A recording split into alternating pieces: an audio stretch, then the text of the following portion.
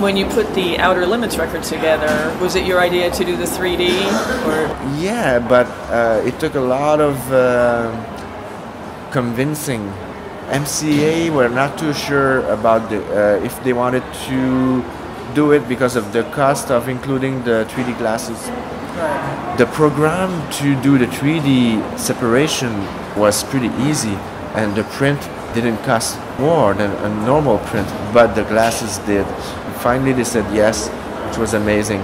The thing is, the idea of doing the 3D came late in the process, and the drawings were not made for a 3D effect. I didn't think it like that, but it turned out pretty good. It's actually working.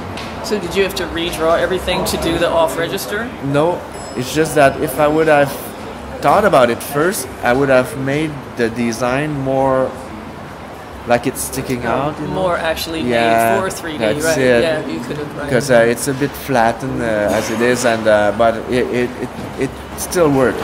Right, it does. It's really great. So, was it your idea? Because you said the idea of 3D came on a little bit later.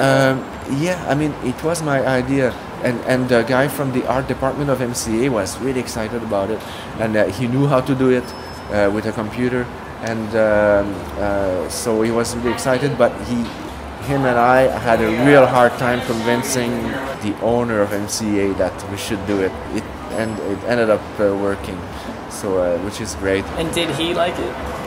Yes, everybody liked it at the end. It's just that Jack Luminous was supposed to be on the front. Some people in the art department thought the ears were too long. It was the most ridiculous fight I ever had in my life, and so they ended up putting another character on the cover. But the original cover was supposed to be the Jack Luminous character, yeah. Which is now inside. Yeah. Oh, how funny! Because the ears are too long. Maybe they were afraid with the 3D process it would stick out too much. I don't know. It's like poke somebody's eyes out. Yeah, it was really weird. Oh my god, that's great. Wow. There was actually a moment where somebody had a friend who copied my drawing. They wanted somebody else to do the cover, but it was a ripoff of my drawing. Ooh, so they sent me this very ugly drawing that was a copy of mine. So I copied his and sent it back for fun. They were really insulted.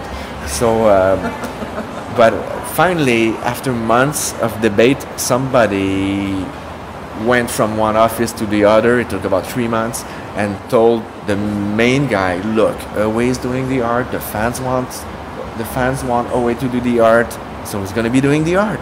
So and he said, okay, yeah. It's not your friend who's going to be doing the art, it's Away. Okay. And that was for the Outer Limits? Yeah. Well, that was so far along in terms of your reputation as an artist, I'm surprised. It delayed the album for a couple of months. Wow. Yeah. Wow. It was ridiculous. And meanwhile, we were in LA working on the album and mixing and all that, and every day I had to go to Universal and MCA and make my point, you know, with the big shots, and I was just a rocker, you know, so it was pretty weird. Wow, yeah. So do you have your own font? Yeah. Yeah. Yeah, and it was available because of Probot, the Probot project for a while on the Probot website. And finally, after it was available for a long time, I asked them to take it offline because I wanted to be like a sort of a secret thing. Mm-hmm. But it has been circulating a lot on the online. Yeah, so your set list is in that. Yeah. We're switching rooms every night, because depending which showcase we are doing, they are paying for the hotel. Oh, so that's a drag. Well, I don't mind. Yeah, but you know. And if we don't have a hotel, we always have the bus, which is our real home. Right. And are you going home after these Texas shows? Yeah, you are. We're going home, and we're getting ready for Russia. Yeah, that'll be. I'm kind of happy to go home. I love touring and everything, but I have a lot of work that's late. Some people are waiting for their artwork to be done, and I'm able to do a lot of it on the road, because there is internet on the bus, and I have my laptop with my graphic tablet and all that, and graphic pen. So whenever I go home after a tour, I'm rushing to meet with deadlines for my artwork, and then I go back on the road again. But it's like I was saying, I love touring, but I also love being at home working on on artwork. So and also it's going to be a bit of a break, you know. It's because we had 2 days actually the second day off of the whole tour, so we've been playing every single night. Yep. Wow. Yeah. Ooh. So we've been playing a lot. Yeah, that's great. Well, it certainly shows. And last night was amazing. Oh, nice. Nice. It's just. It was really fun for us too. The energy from the crowd was amazing. We had a blast. And what projects are you working on now? Well, there is. I'm finishing art for a book about progressive metal, written by Jeff Wagner. Oh. I've also just finished a cover for a project called Orion, and it's Ryan Adams, the folky guy, is also a very good friend and a huge Voivod fan. He just did an album where he played everything, and that's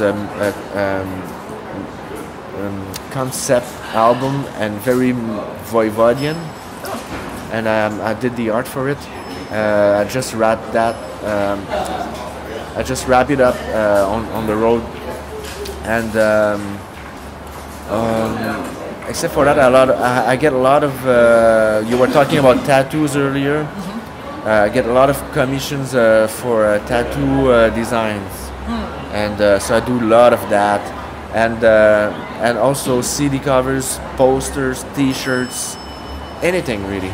Can you talk a little bit about the process on your early albums, where you seem to be the conceptualizer of your music? Well, there is. I mean, I had written a lot of concepts before we formed the band, Piggy and I. Once Blackie and Snake joined the band, well, actually Blackie was there very early in the process. Piggy and I were jamming together starting in 1980, but Blackie was there in 82. Snake, well, if I remember well, I jammed with Piggy, and in 81 we tried out with Blackie, and we really liked it. We were rehearsing in the basement of a garage, and which was flooded. My drums were floating and all that. Oh. So I told Blackie and Piggy I would take a year to rehearse by myself, because I didn't think I was good enough for Piggy. He had been playing music since he was 9, and he was much better than I was. And in the meantime, Piggy and Blackie kept going and rehearsing. So a year later, in '83, I came back to Piggy and Blackie and said, "Okay, I'm ready." We started the band in November '82. We joined back together, and in January '83, we found Snake, and I totally forgot the question. Sorry. That's quite all right.